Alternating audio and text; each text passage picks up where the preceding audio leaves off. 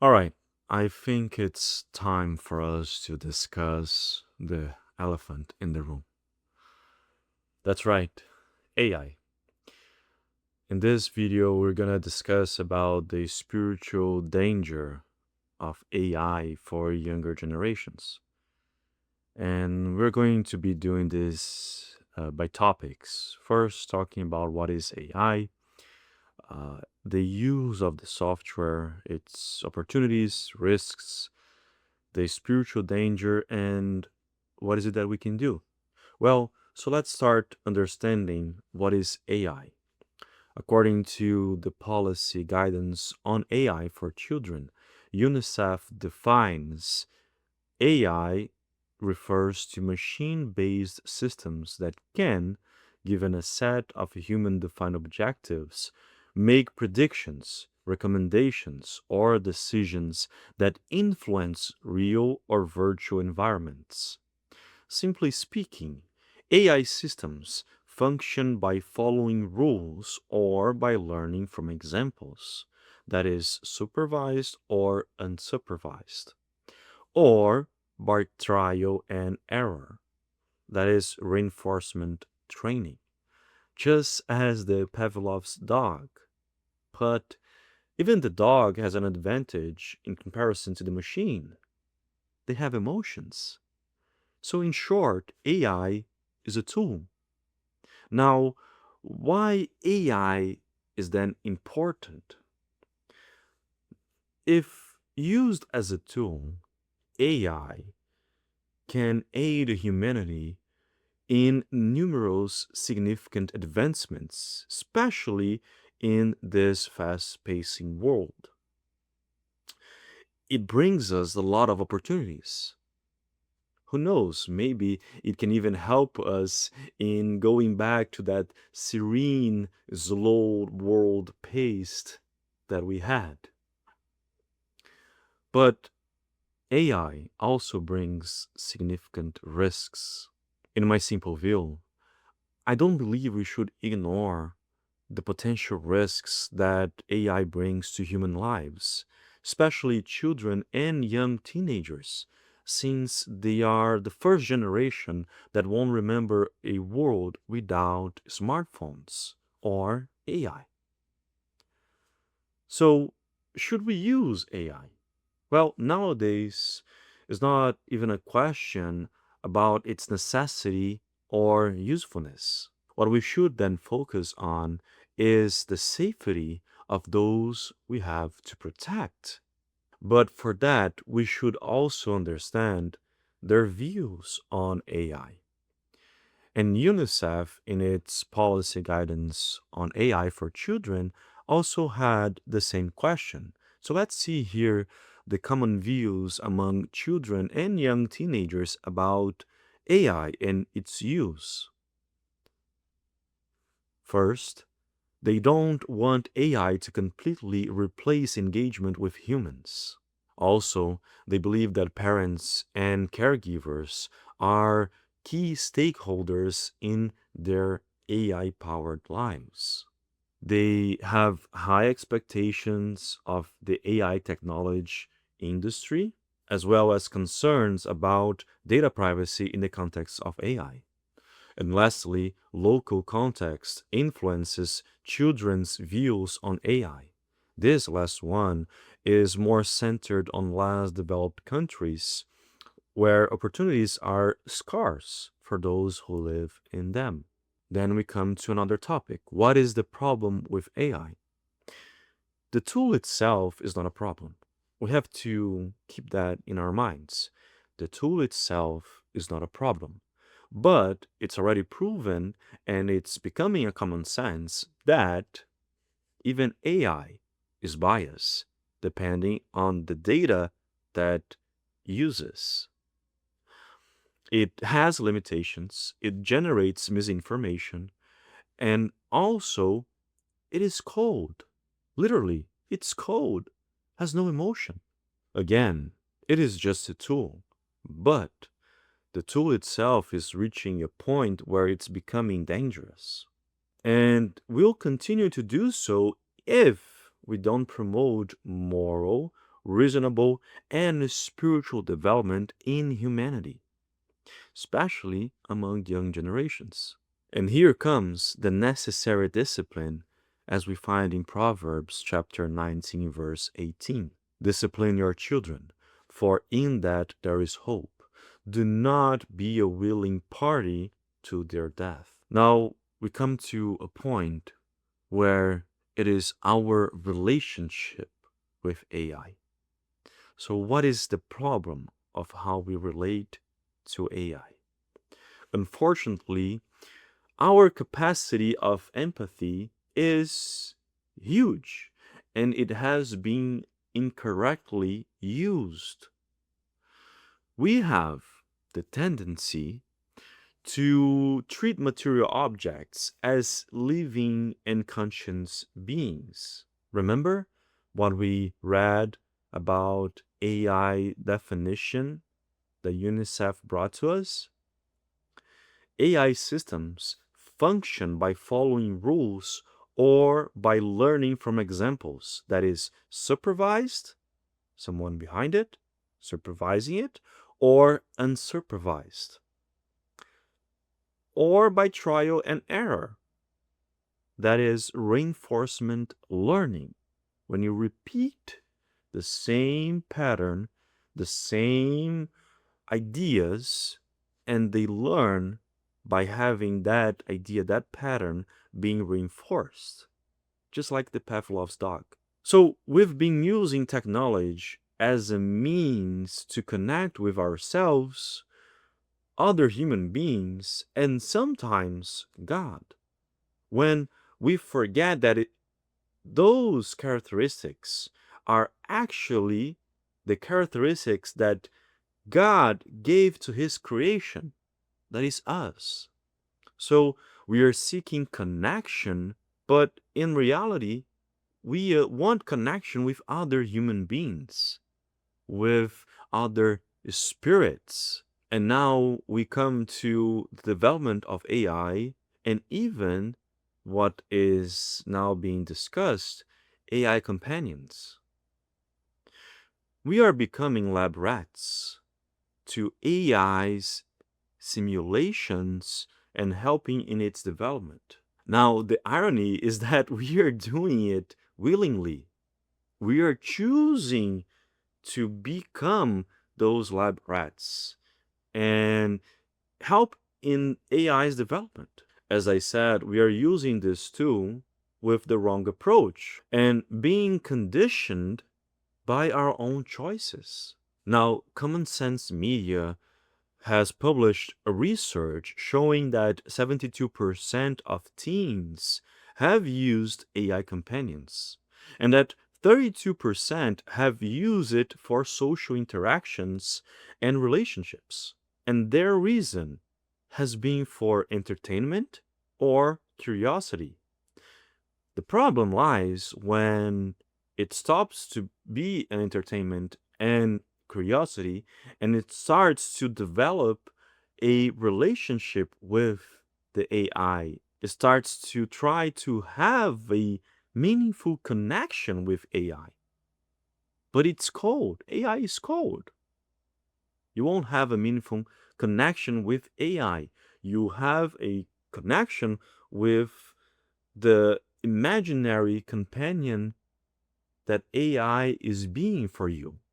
Now, what is troublesome is that the research also shows that 1/3 of users are choosing AI companions over humans to have serious conversations. Answering then our question from the beginning of this video, is there a spiritual danger for younger generations? Yes, as long as we don't participate in our children's lives. My point here is that we should strive to lower those percentages until they reach a negative number. Not even zero. I believe we can reach negative numbers, negative percentages. That is having preventive actions. Just think about it. You, your children, or someone that you know can be part of those statistics. This is serious. It's something that we need to really pay attention to. As long as we see younger generations using AI as its second brain or as a companion, there is a danger because it can reinforce depressive bias and self destructive habits. And that's a response to our own incapacity to form truthful relationships with each other. We are condemning future generations. So, what we live now are consequences of past choices. There is a quote from Brother Paiva that really speaks to what we are facing right now regarding the growing preoccupation with how and for what young generations are using AI or technology itself. For generations, little more than garbage has been offered to most children and young people. After that, there are still those who show their surprise in face of the results obtained by such a damaging sowing of seeds. The culture of crime that derives pleasure in the conflict between people, or even in the midst of families, real undeclared civil wars, whose victims are especially the youth, as we see in the book of Revelation of Jesus, chapter 8, verse 7, causing many more, causing many other victims in all classes. First trumpet. The first angel played his trumpet, and there were hail and fire mingled with blood, and they were hurled to the earth. Then the third part of the earth was scorched, and also of the trees, and also the green grass. That is referring to childhood and the younger years. But thank God that we have Jesus, our beloved friend. He is calling us. Jesus Christ is calling us to repent and seek a path of redemption. In this sense, there is an urgent and profound need for the cultivation of truthful connections and the spiritual unveiling or awakening. We have a generation where there is a necessity for religiosity and spirituality, both walking together, as Dr. Liza Miller tells us in her book, Spiritual Child. She shows us that we have in ourselves a spirituality that needs to be fostered. These elements are indispensable for strengthening the hearts, minds, and critical thinking faculties of individuals, thereby empowering them to transcend their own suffering and not become victims of its grip. Brother Dr. Bezerra de Menezes' spirit once said to us, "It is important that those who care for the youth of goodwill be increasingly close to them, preparing them for more difficult days, because the world will experience more difficult days. We need the ecumenical youth of love, goodwill, and peace to be in tune with the phalanxes of God's goodwill in the spiritual world. It is imperative that our children be increasingly supported spiritually and materially. Time is of the essence. Therefore, the more we work on the hearts of children and the youth of goodwill, the stronger we will be guardians of Jesus' message dedicated to those who will survive in the world. This necessity extends to fostering authentic relationships grounded in honesty and empathy, allowing for genuine understanding and support to flourish. Concurrently, a spiritual awakening is vital. It is vital to promote a deeper recognition of one's inner strength, purpose, and interconnectedness with others through religious communities.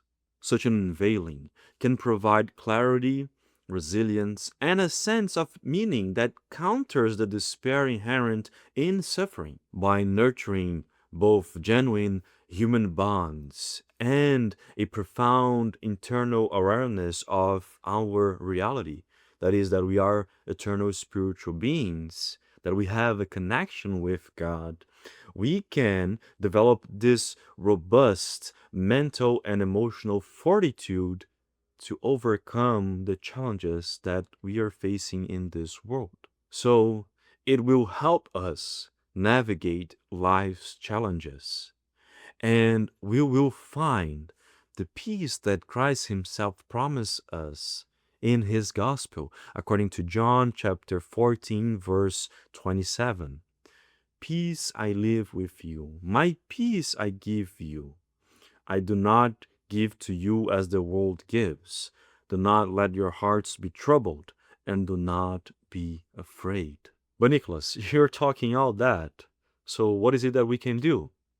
Well, UNICEF has published AI guides for parents, teenagers, and policymakers. I'm just gonna point out a few of those strategies, especially for parents and teenagers, but I'm going to leave the document in the description below so you can read it. And you can see that they are very simple. They are based in our daily experiences, so we can all practice them. First is explore and reflect. That is to have an open and non judgmental discussion in the family and among friends, so that we can help each other to think critically about the use of AI, remembering that we should never stop questioning the information that AI gives us. The second one is act. So it is for us to participate in our children's life, in their social and in their school life, teaching them how to use AI, asking them how they're using it in the schools. And even the teenagers can help us also by fostering discussions about AI, helping us to understand these new technologies that are emerging in the world. So there are strategies to foster a community relationship, to foster this open discussion about the use of this tool. Regarding the spiritual, we can foster in our homes the study of the Bible, prayers, going to the church, having this spiritual habit of seeking God without judgment, but immersed in the love that He brings to us, in the peace that He offers us. To finish, I invite you to have a glimpse of the future. What does the future look like?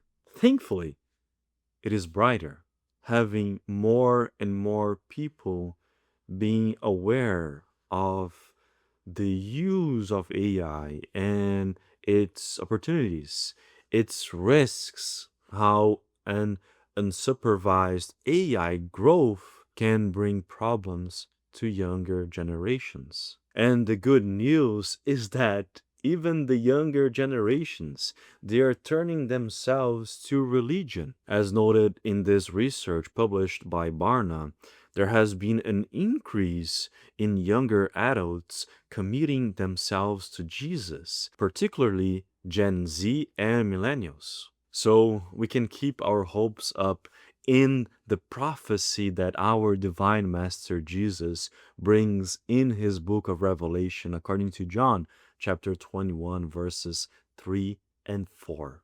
And I heard a loud voice from the throne saying, "Look, God's dwelling place is now among the people, and he will dwell with them. They will be his people, and God himself will be with them and be their God. He will wipe every tear from their eyes. There will be no more death, or mourning, or crying, or pain, for the old order of things has passed away. May we keep this hope that Christ is giving us for a brighter future where we have this truthful and deep connection with each other and with God and with our spiritual friends in this world. May the peace of God be upon you today and always. God is present. Jesus lives in our hearts forever.